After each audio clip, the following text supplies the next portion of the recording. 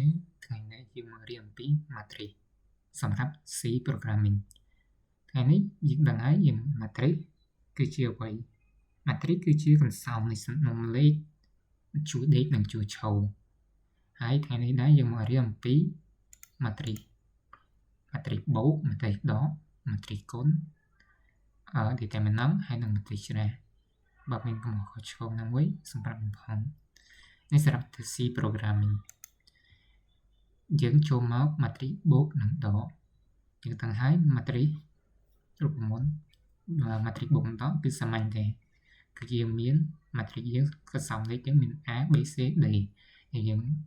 ក្នុងឧទាហរណ៍នេះ A ស្មើ0 B ស្មើ4 C ស្មើ1 and D ស្មើ3យើងបូកចូលគ្នាទៅ A បូក A B បូក D C បូក B C បូក C D បូក D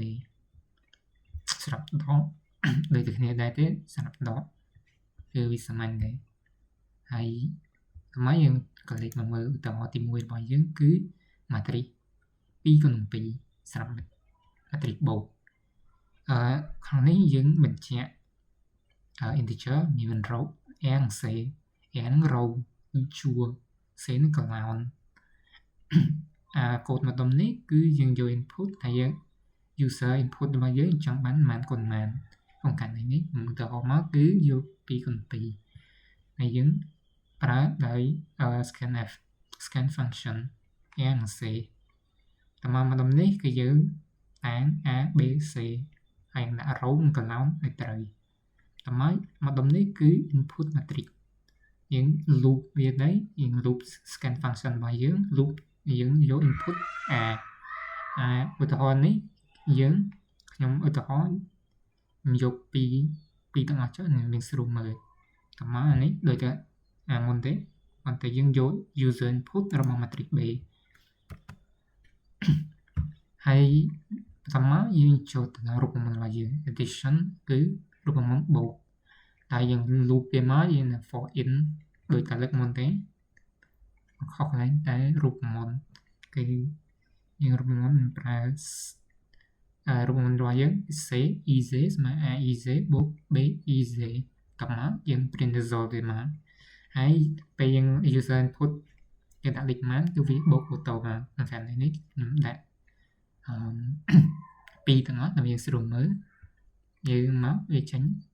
result របស់យើងគឺ4ទាំងអស់ស្រាប់ដកគឺដូចតែគ្នាដែរស្រាប់ដកយើងខុសតែរូបមន្តទេយើងកែតែរូបមន្តហើយចំណែកវាចេញត្រឹមត្រូវ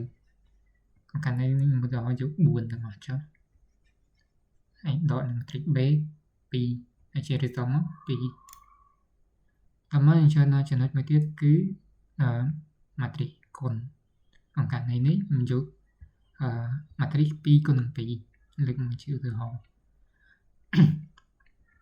ដែលដូចតែលើកមុនដែរទេយើងយក user input តែ user យើងចង់បានប៉ុន្មានបន្តមកយើងយក input user input របស់ matrix A ហើយនិង matrix B តមកវាខុសត្រង់ជាមួយនឹង matrix បូកដកត្រង់តែ initialize C ទៅ0កាលតែបើយើងត្រូវ initialize C ទៅ0ដោយសារបើយើង initialize ទៅ C នឹង random វាមិនលេខ random garbage គឺ garbage value គឺលេខតាពីហ្មងបើយើងឲ្យវាស្មើ0ឧទាហរណ៍យើងត្រូវបើយើងទៅរក key ដាក់ក្នុងប្រអប់មួយយើងត្រូវចាក់របស់ចេញពីប្រអប់ហ្នឹងទាំងអស់តែមកយើងរាប់ដើម្បីងាយស្រួលមិនតម្លៃជាក់នេះណាមួយក្នុងករណីនេះវាខុស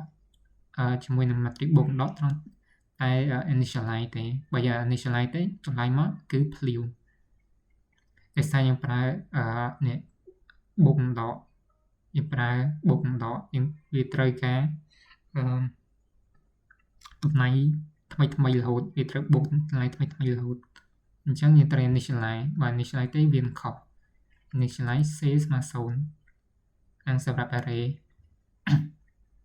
តើមកយើង print result វាទៅនេះទៅនេះទៅឲ្យយក2គុណ2ហើយឲ្យតម្លៃវា2ដូចតែលើកមុនទេហើយវាឥឡូវវារូបមន្តវារូបមន្តខ្ញុំបានមក2គុណ2បូក2គុណ2ស្មើ8 ហើយចូលដល់ចំណុចមួយទៀតគឺ determinant determinant ក៏សាមញ្ញដែរ determinant នេះ a រូបមន្តវាគឺ ad ដល់ bc អាស្រាប់2គុណ2ចំពោះ3គុណ3គឺ determinant a ជាមួយរូបមន្តហូរហែអញ្ចឹងមកហើយក៏លេខមើលទៅហត់បាទ determinant សម្រាប់តែ2គុណ2ជាមាន integer a matrix 2គុណ2 and integer determinant ទៅលើកមុនដែរយើងចូល user input យើងឲ្យគេ input តម្លៃរបស់ matrix របស់យើងតោះមកយើងខុសតែរូបមន្តនេះទេ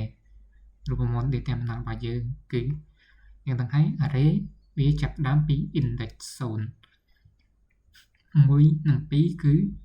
row 0 row 0 គឺ 1 2 row 1 row ទី2នេះគឺrow 1ហ្នឹងគឺ3 4 1 និង2ជា index 0 row index 0 3 4ជា row index 1ចំពោះ index 0 0 array វាចាប់ផ្ដើមពី0មកអញ្ចឹង0 0នេះលេខ1នេះគឺជា index 0លេខ2 index 1សម្រាប់ជួរទី1ហើយនឹង3ជា index 0សម្រាប់ជួរទី2ហើយនឹង4ជា index 1សម្រាប់ជួរទី2 0 0មិន1 1 ស្មើ4មកអានគុណ d អានេះដូចគ្នាដែរ b ដូច c អង្គុនមក1គុណ4ស្មើ4ដកនឹង2គុណ3មកឆ្លើយមកគឺដក2ចុះមកតមួយទៀតគឺ matrix 3គុណ3វាដូចលើកមុនដែរទេគាត់វាខុសតែរូបមន្តរបស់ matrix របស់យើងរូបមន្ត3គុណ3យើង input កន្លែងមកខុសតែរូបមន្តហើយវាកាន់នេះអូតូហើយនៅមួយទៀតយើងមើល matrix ច្រាសខ្ញុំនិយាយទៅហោ matrix ច្រាស2គុណ2នេះមកយើងដើម្បីកាន់នេះ matrix ច្រាសយើងត្រូវដឹង determinant ត្រូវកាន់នេះ determinant មុនដល់មករូបមន្ត matrix ច្រាសយើងស្មើ1លើ determinant គុណនឹង d matrix d ដក b ដក c ហើយនឹង a ខ្ញុំក្លែកមើលទៅហត់របស់យើងមកគោលរបស់យើងមាន float a 2គុណ2 determinant ហើយនឹង inverse matrix ច្រាស2គុណ2ដល់មកយើងមកគោលមកនេះយើង scan input យើងយក input របស់ user របស់យើងដល់មកយើង scan នេះ determinant មកដល់នេះគឺរូបមន្ត scan នេះ determinant ដល់មកយើង check inverse បើ determinant ស្មើ0វាមាន matrix ច្រាសទេ matrix ច្រាសវាអត់អាចកើតបានទេដោយសារ0ច្រាស0នឹង0ដដែលតើមកយើងត្រូវកណនានេះជារូបមន្តម្ដងនេះជារូបមន្ត inverse 0 0ស្មើ a ចាញ់ determinant មួយនេះស្មើ a 1 1ចែក determinant នេះ inverse 0 1ស្មើ0 1កន្លែងតណែអាកន្លែង0 0មិញ inverse 0 0គឺនេះចំណុចកន្លែងដក2អាកន្លែង result របស់យើង0 0 0 1នេះ10 10ហើយនេះ11នេះ a 11ចែក determinant គឺ a ចែក determinant តើមកដក b ចែក determinant ដក c ចែក determinant ហើយនឹង d ចែក determinant តើមកយើង print result វាសាមញ្ញទេតើមកយើងចូលទៅដល់ចំណុចថ្មីមួយទៀត